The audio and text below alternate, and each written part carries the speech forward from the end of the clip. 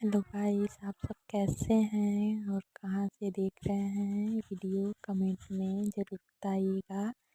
और देखिए बारिश का पानी है, मेरा भतीजा सब कैसे कीचड़ में खेल रहा है। टीचर का आज क्लास नहीं है, क्लास बंद है।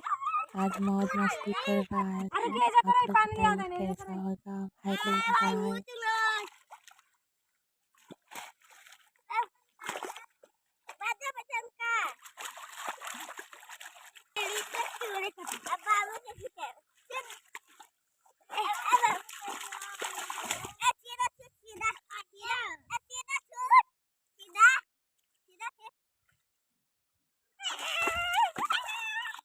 खाली हो रहे हो चल